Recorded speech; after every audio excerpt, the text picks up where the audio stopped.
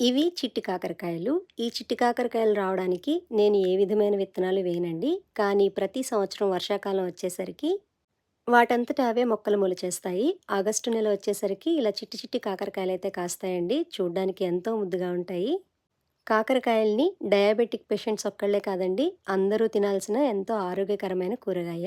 ముందుగా ఈ కాకరకాయల్ని నీళ్లతో శుభ్రంగా కడిగేసి ఇలా సన్నగా చక్రాల్లాగా ముక్కలుగా కోసుకొని పక్కన పెట్టుకోవాలి. నేనైతే కాకరకాయల్లో ఉన్న గింజలు పారేయటం లేదండి. వాటితో కలిపేసి వండేస్తున్నాను.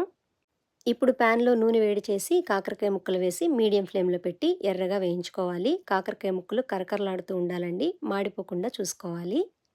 ఇలా ఎర్రగా వేయించుకున్న తర్వాత తీసి పక్కన పెట్టేసి, అదే ప్యాన్‌లో ఉన్న నూనెలో కొద్దిగా కరివేపాకు కూడా వేసి వేయించి తీసి పక్కన పెట్టుకోవాలి.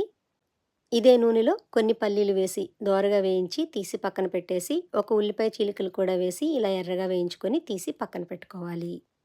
ఇప్పుడు మిక్సీ జార్‌లో కొన్ని ఎండు కొబ్బరి ముక్కలు, కొన్ని పుట్నాల పప్పు, వేయించిన పల్లీలు, 10 వెల్లుల్లి రెబ్బలు, వేయించి పెట్టిన కరివేపాకు, ఇందులోనే మీ రుచికి తగ్గట్టుగా ఉప్పు, కారం, కొద్దిగా పసుపు, ఒక స్పూను వేయించిన ధనియాల పొడి, నేను కొద్దిగా బెల్లం వేస్తున్నానండి. కాకరకాయకి బెల్లం ఉంటే చాలా బావుంటుంది. మీకు నచ్చకపోతే స్కిప్ చేసేయొచ్చు. కొద్దిగా చింతపండును కూడా చిన్న చిన్న ముక్కలుగా చేసి వేసి, మరీ మెత్తగా కాకుండా ఇలా పొడి పొడిలాడుతూ ఉండేలాగా బరకగా గ్రైండ్ చేసి గిన్నెలో వేసి, ఇదే మిక్సీ జార్‌లో వేయించి పెట్టిన కాకరకాయ ముక్కలు, ఉల్లిపాయ ముక్కలు వేసి కచ్చా పచ్చగా గ్రైండ్ చేసి, ముందుగానే గ్రైండ్ చేసి పెట్టుకున్న పప్పుల పొడిలో వేసి అంతా బాగా కలిసేలాగా కలిపేస్తే సరిపోతుంది. ఈ కాకరకాయ కారం పొడిని వేడి వేడి అన్నంలో కలుపుకొని తింటే ఎంతో అద్భుతంగా ఉంటుందండి. బయట ఉంచితే 4, 5 రోజులు నిల్వ ఉంటుంది. ఫ్రిడ్జ్‌లో ఉంటే 20 రోజుల వరకు ఫ్రెష్‌గా ఉంటుంది. ట్రై చేయండి.